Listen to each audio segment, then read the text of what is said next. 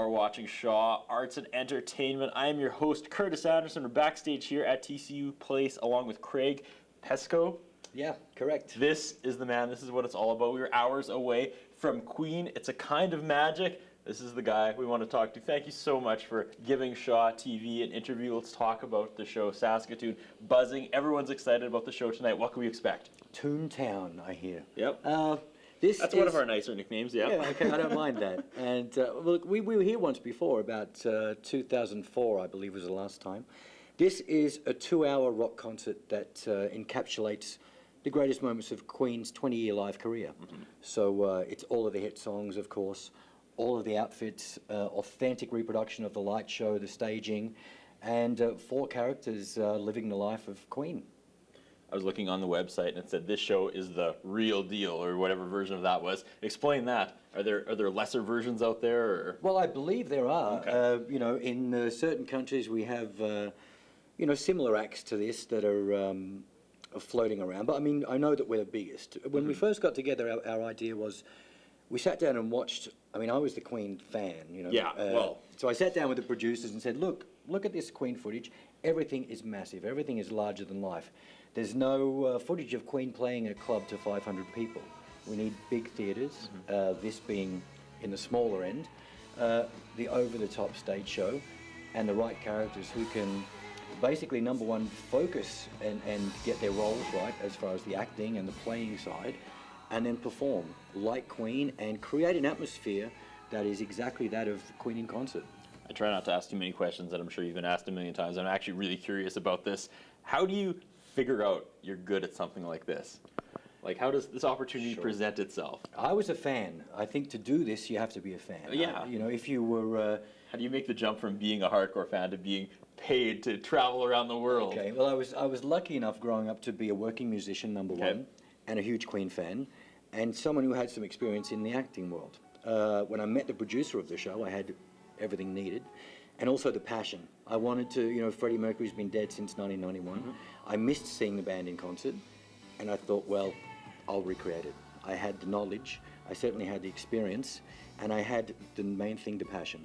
So I started the show off with our producer. We cast the rest of the group, and we found guys with similar attitudes, who could, number one, play, but also had a passion for Queen and wanted to be Brian May or, recreate the characteristics of each player. Best thing about being Freddie, worst thing about being Freddie?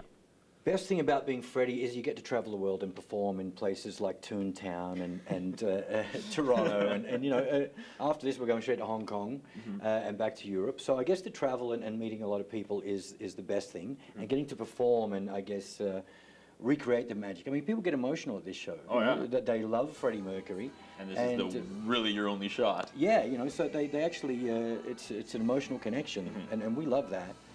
The worst thing, I guess, is off stage. I had some people in Australia recently who were from Quebec, who I met after a show, and they were complaining because I was nothing like Freddie Mercury.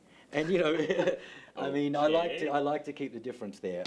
I'm Australian born and bred, and I live in a tropical climate, and I love the beach, and I'm a completely different character to Freddie Mercury. This is an acting role for me. And talking to people is great, and communicating with people about the show. We get a lot of ideas about the show from talking to people who've seen Queen. The bad side's not too bad. The upside's quite good. What's the most underappreciated thing about Queen you've come across? Talking as a fan or a performer. That's a tough question. Okay, well, I guess the answer would be that all 4 members are an equal part of that group. All 4 have had written top 10 hits. People think it's all about Freddie, and Freddie himself says he's not the leader of the group. He may be the most important member of the group, but certainly not the leader.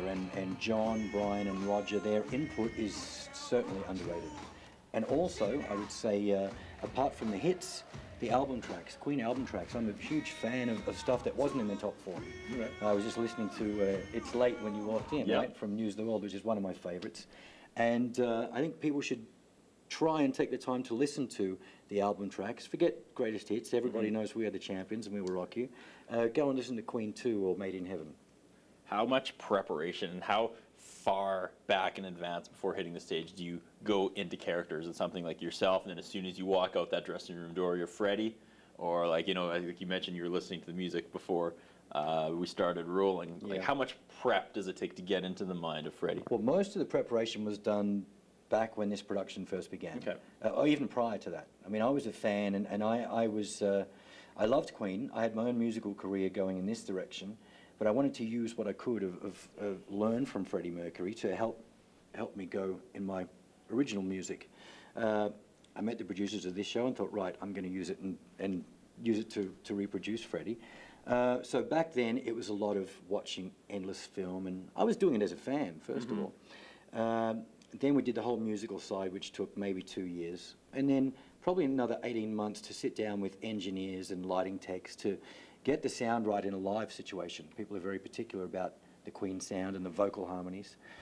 So most of that was done back when we first began. On a night like this, once the sound check is done and the outfits come on, the four of us will get together and bond. I mean, we haven't seen each other since November. It was the last time we played, so it'd be good to catch up with the rest of the cast and get back in the spirit of things. But, you know, before a show, 5 minutes before we go on, our heads are together and we're ready to rock. This is, it's not a theatre show where it's done half-heartedly. This is a full-on rock concert. Next year, to make a little extra money on the side, this is my great idea. I was going to hit you with, you guys, I guess you wouldn't need to be there, but they should recreate the Freddie Mercury tribute show Right. and have, like, you know, an Axl Rose and an Elton John impersonator and a Seal impersonator, just Nice do a idea. huge, wouldn't that be, huh? I can just sit in the grandstand. Yeah, and watch, see? All the money goes to the Mercury I get like Trust. 1% royalty for that idea. Isn't that great? You got it. All right, thank you so much for talking to us today. Yeah, okay. My pleasure, man. Good luck. Thank you. Too late, my time.